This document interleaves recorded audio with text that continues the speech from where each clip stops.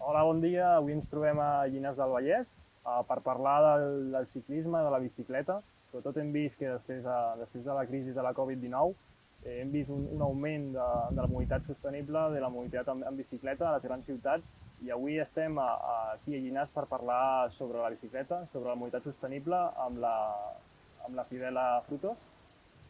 Sí, gràcies, moltes gràcies per convidar-me.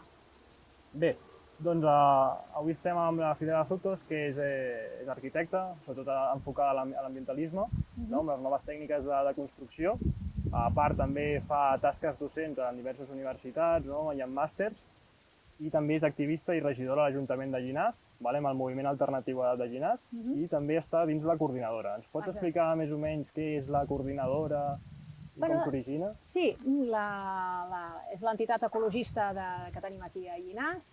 I, de fet, l'origen va ser que va haver-hi tot... Jo encara no hi era en aquella època, però va haver-hi tot un conjunt de ciutadans i ciutadanes que no estaven d'acord amb el traçat que s'estava fent de la nova variant de Cardedeu. És a dir, la Cardedeu tenia realment un problema de trànsit, travessava tot el trànsit comarcal i travessava pel mig del poble, i aleshores ells, des del municipi, van veure que fent una variant, doncs això ho podrien resoldre. El que passa, clar, és una variant que va molt al costat del parc, no? Natural, i aleshores, clar, la destrossa era important. I llavors va haver-hi tot un conjunt de persones que deien el problema del trànsit s'ha de solucionar, però nosaltres proposem fer carrils laterals a l'autopista per no trinxar tant el territori. Sempre amb aquesta idea propositiva. Ja ve de l'any 95, això.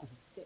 I també fa tasques de regidora, no? Des del 2003, sí. Tasques de regidora al moviment alternatiu de Llinars. Sí, de fet, nosaltres veient que des de fora era una mica difícil incidir en els assumptes municipals i sobretot en el tema de medi ambient, que és el que ens preocupava moltíssim, doncs vam prendre la decisió, quan justament es va fer la revisió del planejament entre el 2000 i 2002, veient que era tan feixuc obtenir informació en aquella època, a veure, ja fa uns quants anys d'això, no? Vam decidir que s'havia d'estar a dintre per rebre la informació més directa. I és una decisió que vam prendre arrel d'això, de dir, bueno, doncs serem un grup municipal i, per tant, podrem incidir més o menys sobre les qüestions municipals. Molt bé. Entrant en temàtica ambientalista, del medi ambient, arran d'això, de la Covid-19, hem vist que moltes grans ciutats han creat molta xarxa ciclista, molts carrils bici.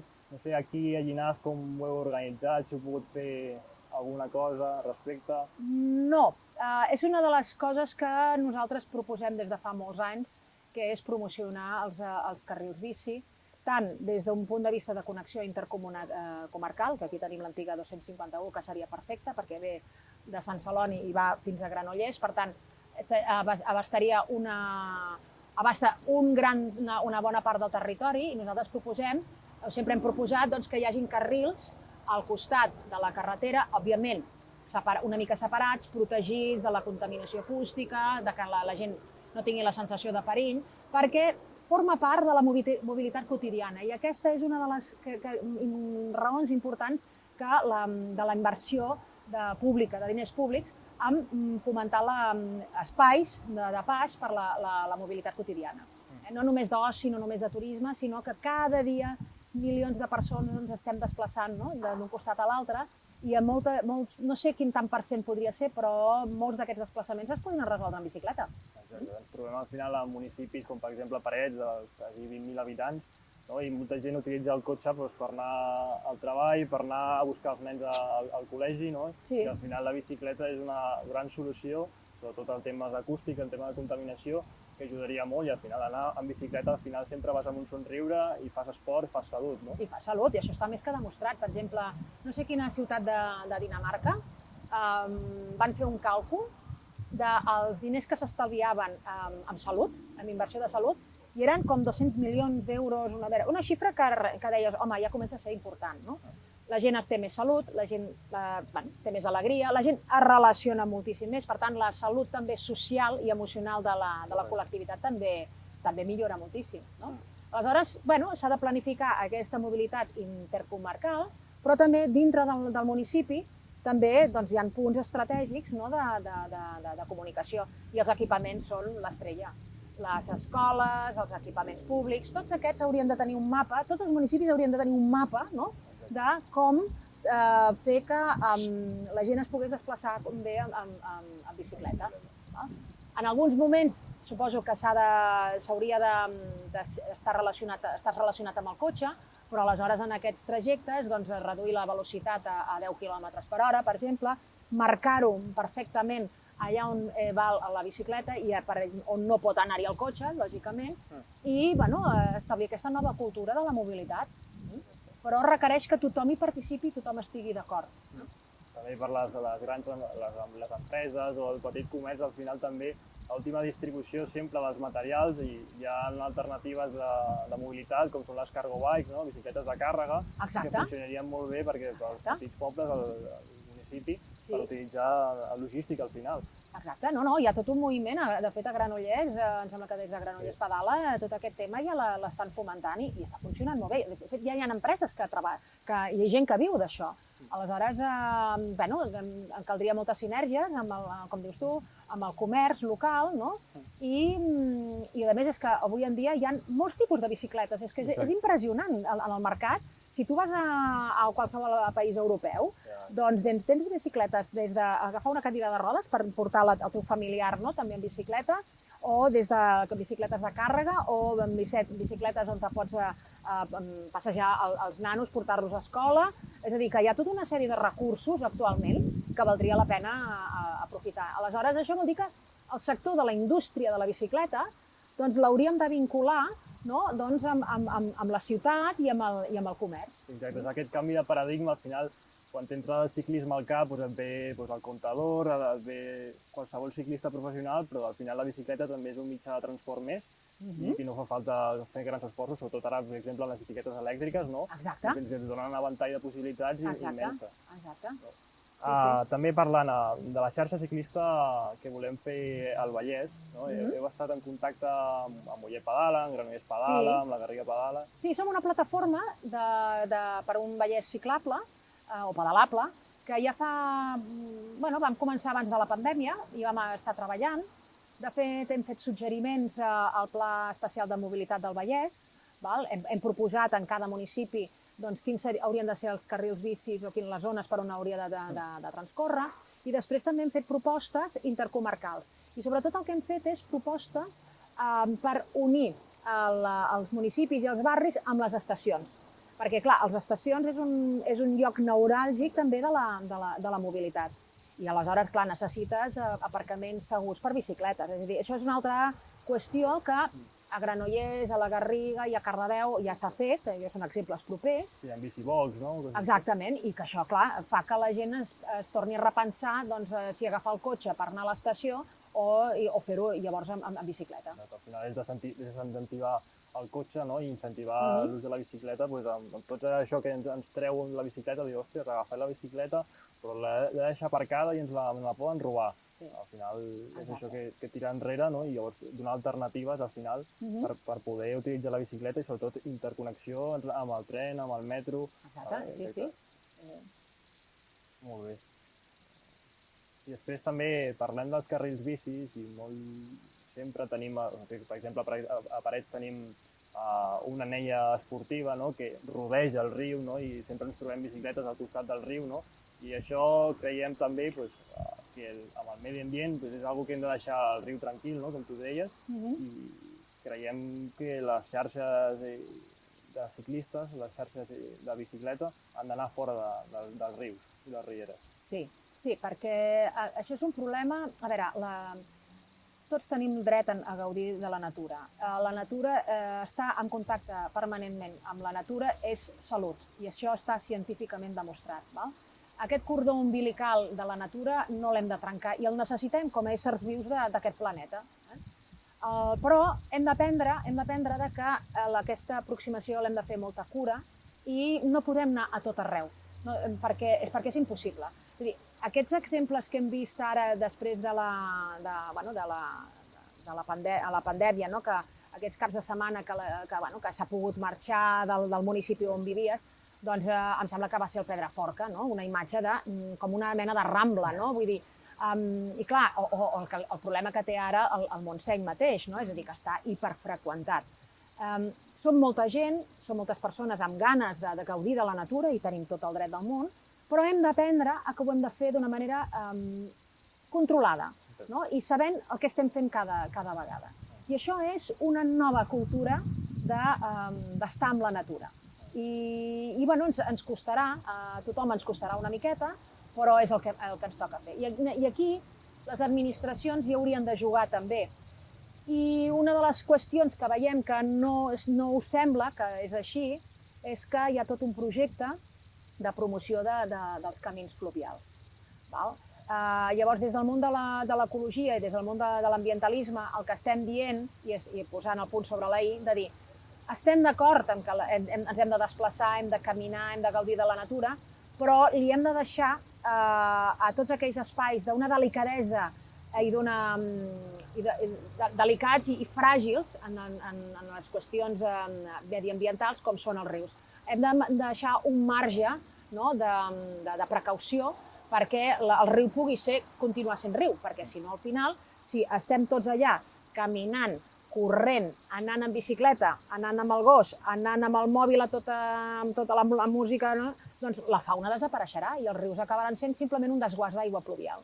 I si això passa, serà un problema per la natura, serà un problema per la biodiversitat, però també serà un problema per la pròpia humanitat. Aleshores, hem de canviar de manera d'entendre la natura i de com estar amb ella. Exacte, enmig d'aquestes massificacions les hem vist al Parc de Collserola, sobretot també que hi ha una entitat també que denuncia al final que la massificació de les bicicletes, tant per carretera com a dins la muntanya, també ho hem vist aquí a la Montseny i nosaltres ho hem patit, per exemple, i el corredor també. I nosaltres ho hem patit, per exemple, a Gallecs, els primers dies que es podia sortir, no? La massificació de Gallecs, amb gent corrent, amb bicicleta i demés, i al final hem de tenir cura del nostre entorn. Sí, això denota, i deixa'm fer una reflexió ja més d'arquitecte, no? Això vol dir, en part també, que les nostres ciutats no estan ben pensades.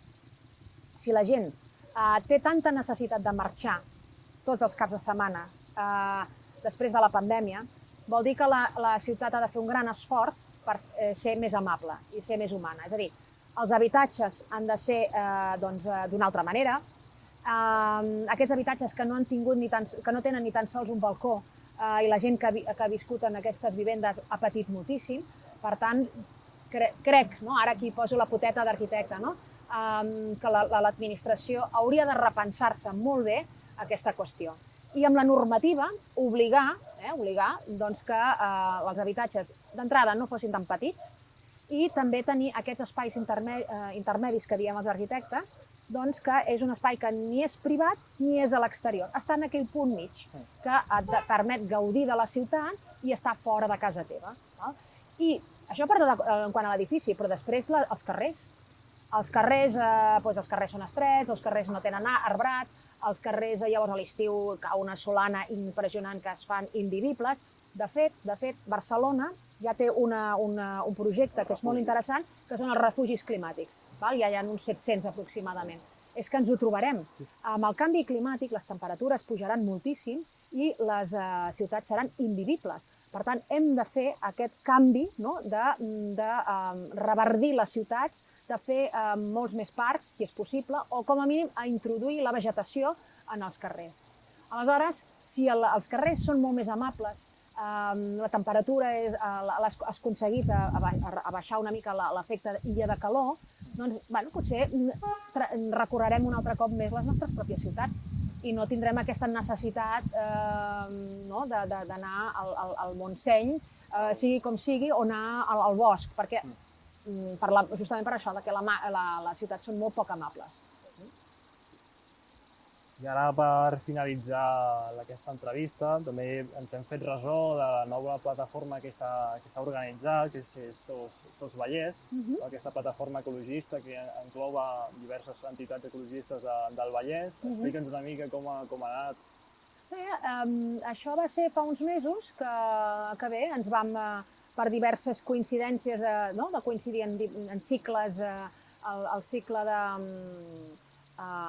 del Corró d'Amunt, per exemple, que també tenien una problemàtica. A mi em van convidar com a moderadora en una xerrada, després van fer el cicle vinculat al POM de Llinars, i també vam coincidir tota una sèrie d'entitats, i vam veure claríssimament que el que havíem de fer és treballar de forma conjunta, perquè, d'alguna manera, tots els municipis, tots una mica tenim el mateix patró de problemes.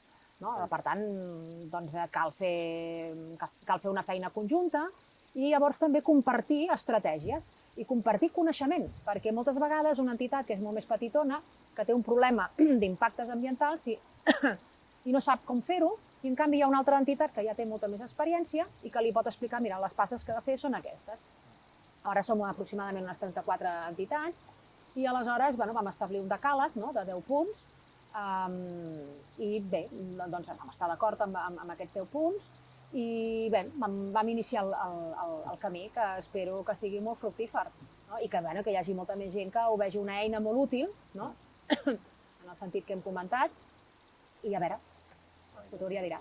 Doncs bé, dins d'aquest decàleg de Sos Vallès hem vist la paraula de creixement, que sovint tira enrere moltes persones, però per exemple Arcadi Oliveres, en pau descansi, ell fomentava molt el decreixement autonòmic i hi ha alguns partits de l'àmbit parlamentari de la Generalitat també el defensen, però què és aquest decreixement? A veure, el decreixement és una paraula que espanta molt. Alguns diuen economia estacionària, per no espantar, però, diguem-ne, fem-ho a la inversa. El creixement econòmic del 2-3% cada any, anual, ens està portant on estem ara. És a dir, llavors ja simplement per contrast, ens hem de fer la pregunta, volem continuar amb aquest creixement perpetu en un planeta que té límits? I a més, els hem vist, i la Covid-19 és conseqüència justament d'aquest creixement il·limitat. Aleshores, bé, hi ha persones que no s'ho volen qüestionar, volen continuar fent el mateix, això se'n diu BAU, business as usual, és a dir, el sistema econòmic de sempre, però que això ens du com a civilització a un atzucac increïble. És a dir, el col·lapse mediambiental està a les portes i encara hi ha gent que vol fer les coses com sempre s'han fet. I llavors hi ha altres persones, que cada cop en som més, que estem dient volem aquest sistema econòmic? Volem aquest sistema econòmic que avui en dia ja ni tan sols la ciutadania el controla? És aquest sistema econòmic que està en mans d'una elit a nivell mundial, que és la que estableix doncs les indústries ara aniran aquí, ara aniran allà, ara això, ara, per exemple, hi ha molts països que estan comprant terres fèrtils a l'Àfrica per al que ve, és a dir, això és el que volem? Aquest tipus d'economia d'una gran escala però que és totalment deshumanitzat i que no té en compte per res les persones que estan vivint en el territori? És aquest model econòmic el que volem? Doncs hi ha molta gent que diu que no, que el model econòmic que es vol és un model econòmic de proximitat. És molt difícil, però tampoc és tant, perquè als anys 50, 60, encara teníem aquest model. De fet, cap allà als 1973-74, aquest model econòmic va sobrepassar la capacitat biològica del planeta Terra. El 1973 com estàvem vivint? Tampoc estàvem a les coves. És a dir, la gent quan parlem del decreixement es pensa que tornarem a ser pobres a les coves i no sé què. No, tenim tot un bagatge cultural, econòmic, tecnològic al darrere, que no significa que haguem d'haver de prescindir d'això. El que passa que és un canvi radical de model econòmic de gran escala. Aquesta frase de pensar globalment i actuar localment. I això es vincula, el moviment del decreixement ho vincula a la crisi energètica, que em sembla que ho hem comentat abans. Aquesta crisi energètica, que és imminent, que a més ha estat tractada en el propi Senat actualment a motiu de l'aprovació de la llei de transició energètica i canvi climàtic. Han vingut persones d'un alt nivell científic i intel·lectual a explicar a les senyories, als senadors i senadores, de què és el futur immediat que tindrem, i és terrorífic, perquè som una civilització basada en l'energia barata. tot el que duem, tot és energia. S'ha hagut d'esmerçar molta energia per produir aquestes sabates, aquests vestits, transportar-ho de la Xina, d'Àfrica, de Llatinoamèrica. Aleshores, aquest model és inassumible pel planeta. I aleshores el decreixement el que està dient és amb tot el que sabem, amb tota l'expertesa que tenim, amb tota la tecnologia que tenim, hem de recular i posar-nos, diguem-ne, a l'alçada dels recursos que té el planeta. I parlem d'això de l'excés de consum energètic que tenim a les grans ciutats i als pobles, perquè al final per moure't d'un lloc de 15 minuts utilitzem el cotxe per utilitzar-lo en 5 minuts. I com a la bicicleta hi ha molt poc consum energètic, perquè al final una bicicleta pesa 10-15 quilos com a molt, i al final és una forma molt sostenible de moure's dins les ciutats i dins dels pobles, per no agafar, per exemple, un cotxe que pesa una tonelada de pes, per moure's és un consum energètic excessiu, no? No, estic totalment d'acord, exacte. Vull dir, la bicicleta, mira't els països europeus, és que fins i tot gent molt gran, que ja porta des de petita anant en bicicleta, també la utilitza, i això és salut per ells. Salut física i salut mental, salut emocional, vull dir, perquè te relaciones amb molta més gent, perquè surts de casa, perquè, a veure, el cotxe és una altra bombolla. Tu estàs tancat a la teva bombolla, a casa, agafes la bombolla a cotxe, et traslades i vas a la bombolla a treball. I llavors a la inversa. I aleshores, clar, t'estàs perdent tot un bagatge, tot un valor social de contacte amb la gent. La interacció, no? Amb el medi ambient, amb altres persones. Sí. I aleshores aquí hi ha un concepte, que és una mica així d'urbanístic, és a dir, el fet d'anar en bicicleta, el fet d'utilitzar la ciutat, et tornes a connectar amb ella també, perquè les ciutats, a veure, són espais que poden ser molt interessants, i les ciutats sempre s'han produït moltes coses interessantíssimes, la cultura, la barreja, l'economia, i aleshores el que hem de fer seria interessant anar prescindint d'aquestes bombolles, és a dir, tornar a respirar on te vius, en el teu barri, perquè en el fons el barri i la ciutat és un lloc absolutament necessari per al benestar de les persones, el benestar mental. És una de les coses que els arquitectes diem la quarta pell. L'arquitectura és la tercera pell, però el barri, la família, els veïns, també és tot aquest àmbit social que necessitem nosaltres per créixer com a persones i per viure dignament i també el bon viure. Llavors la bicicleta, caminar i anant en bicicleta, crec que això es fomenta moltíssim. Ho hem de fomentar molt més des dels ajuntaments, des de les grans institucions. Sí, aquest és el gran repte. Aquest és el gran repte. Les inversions que s'haurien de fer en aquests propers anys s'haurien de prendre seriosament en aquests termes, és a dir, fer ciclable la gran majoria de carrers que tenim en els nostres pobles i fer ciclable amb un pla intercomarcal o plurimunicipal de connectar els nostres pobles. De fet, a Alemanya això ja existeix. Hi ha carrils bici ja que comuniquen els municipis, és a dir, que ja ens porten uns quants anys d'avantatge, però creiem que és un bon model a seguir. Ara hi ha una gran oportunitat amb els fons europeus arran de la crisi de la Covid-19, que a veure si podem aconseguir també alguna cosa a través d'aquí, i també amb el plan de la bicicleta que es va presentar fa unes setmanes, a veure si per aquí podem fomentar l'ús de la bicicleta. Estaria molt bé. Sempre amb la cura aquesta que en determinats espais més val no trepitjar-los perquè estan en llocs molt delicats des del punt de vista de la biodiversitat. És una dels punts que posem o temes que posem sobre la taula que s'hauria de fer de forma curosa. No serveix perquè, clar, ara tens uns diners, vinga, anem a invertir, anem a posar-nos la foto, la medalla. No, a veure, serà irreparable el que fem. Llavors hem de frenar una miqueta, parlar, fer bons estudis, fer estudis d'impacte ambiental, tots aquests camins que passen en espais de rius i rieres i sobretot que passen en espais de xarxa Natura 2000, haurien de tenir estudis d'impacte ambiental i d'afectació de la biodiversitat. Això és essencial. I em temo que potser no sigui així. I és un dels temes que les entitats ecologistes i ambientalistes hem de vetllar. És el valor afegit que tenim. No som aquells que sempre són els del no. No, al contrari, som aquells que vetllem de... Escolta'm, heu analitzat això? Heu estudiat l'altre? I és afegir complexitat, però és que la natura és complexa. Correcte. Aleshores, tu no pots anar a entrar en plan d'elefante en cacharreria, no? Vull dir, no. És a dir, la natura és delicada i, per tant, l'aproximació que has de fer és també molt delicada. I respectar els seus tempos, no? Perquè, si no, el que farem és simplement destruir-ho tot. Doncs molt bé, Fidela, moltes gràcies per aquesta A vosaltres, ha estat un plaer. I seguim col·laborant Oh, i conjuntament. tant, i tant, i tant. lluites, segur que ens trobarem. Molt bé, aquesta és la idea, que col·laborem des de SOS Vallès, col·laborem entre tots. I gràcies perquè esteu fent una tasca fantàstica. Molt bé. Moltes gràcies. A vosaltres.